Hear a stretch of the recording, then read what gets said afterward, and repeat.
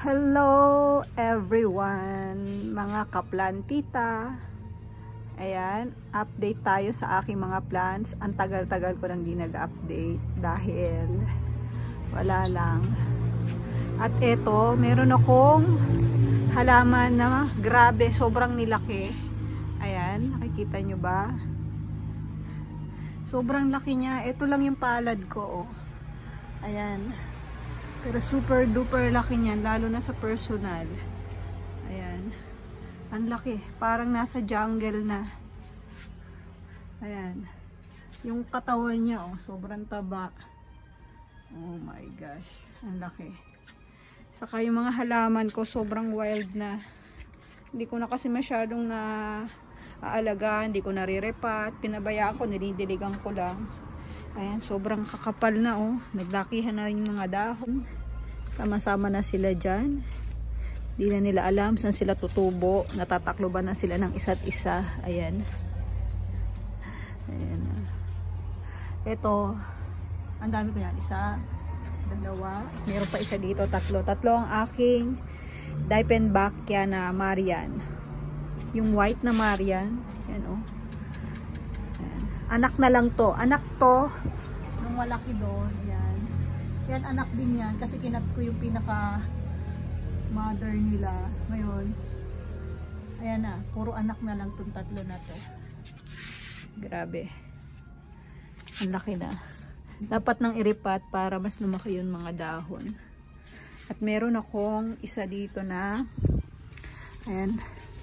Alocasia. Ayan. Nilipit ko siya sa loob. Ayan o. Yan, nilagay ko siya dyan kasi naubos yung dahon niya. At ngayon, ayan o, tumubo na siya. O, diba ang bongga? Akala ko talaga, tsugi na yan. Pero yan, tumubo ulit siya. Ayan, 4 na dahon. 1, 2, 3, 4. Nakakatuwa. Ayan. Dikit-dikit na sila dyan. Itong aking, lumaki yung dahon o. Grabe.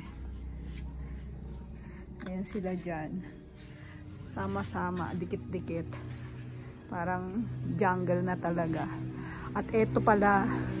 Ito hindi ko to mga teneki ko. Hindi ko siya kagaya ng iba. Hindi ko kasi alam. Baka kasi mamatay. Hindi ako marunong yung kinakat. Pinabayaan ko lang silang tumaas. Ayan na. At eto naman, tong isa, sobrang taas niya. Ayan, ayan ang difference nila ng isa. Sobrang taas. Itong white teneke na to. Actually, cream teneke yan eh. Ayan, ganyan. At ngayon, ayan, ang daming tumubo na dahon. Tumubo na sa ngayang pa nga, oh. Tumutubo pa yung iba. Ayan, ito may patubo din dito. Ayan. Wala akong ginawa dyan. Kusang tumubo yung mga yan, nagsibulan siya dyan. Kaya ang ganda. Etong isa, wala pa. Ah, meron na din. Yan, tutubo na rin siya. Kaya kahit hindi mo na siya ikat, pabayaan mo lang siya tumaas. Kasi tutubo at tutubo rin naman siya. Puno kasi siya, di ba? Ayan. Ang ganda. I love it. At syempre, ito ang aking pinaka-favorite. Dati napakaliit lang nito. Isalos ngayon, isang tangkay lang yan. Pero ngayon, tignan nyo. Gaano kaganda. Parang malabo yung camera. Ayan. Parang malabo yung camera. Ayan, ganyan siya. Actually, kalalagas lang nito, mga bagong dahon na to eh. Mga bago na yung dahon, mga bagong tubo na yan. Naglagas na yan nung mga 2 weeks ago siguro, 2 to 3 weeks ago, naglagas na yung mga bagong dahon na yung tumubo dyan. Kaya ayan, fresh na ulit siya. Kaya maliliit pa yung mga dahon, no? Maliliit pa. Napakaganda nito. Kakalagay ko lang ng fertilizer, kaya ganyan. At dito naman tayo, ito, ano ba tawag dito? Ito, dalawa lang to dati. Pero ngayon, ang daming naging anak. Ayan na. Mga anak-anak na lang yan. At ito bigay sa akin to. Ito, sobrang dami ko din naging ganito. Ayan. Ito, may isa dito. Meron pa akong isa doon. At ba nag-blurred? Ito namang Ficus triangularis. Ito naglalagas to, kakawalis ko lang ng mga dahon. Magpapalit ulit siya ng bagong dahon.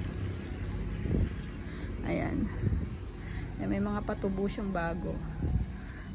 Ganun. Ito. Kaya huwag kayo matakot pag naglagas siya kasi patubo naman. Titignan nyo yung mga dulo. May mga patubo ulit siyang mga bagong.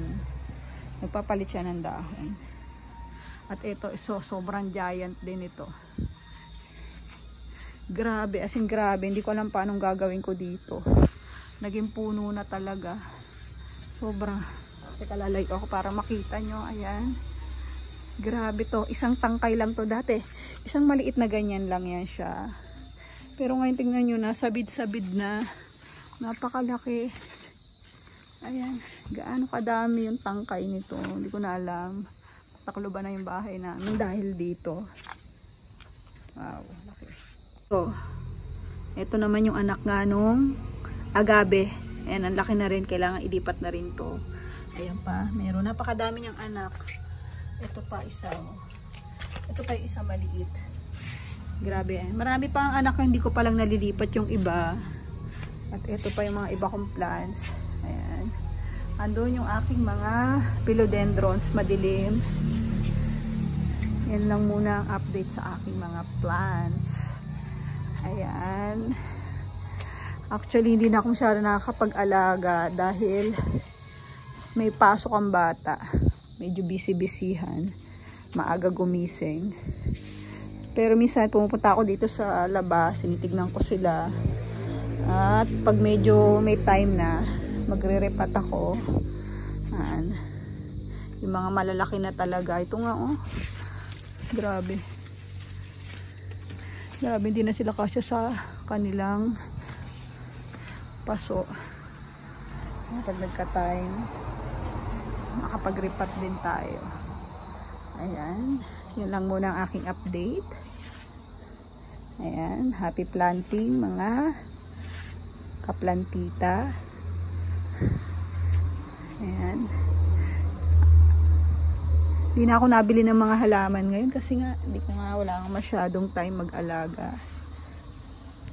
Pero love ko pa rin sila. Pag naandito ako sa labas, umuupo dito sa aming small garden. Ayan. Ang sarap pa rin tignan. Diba?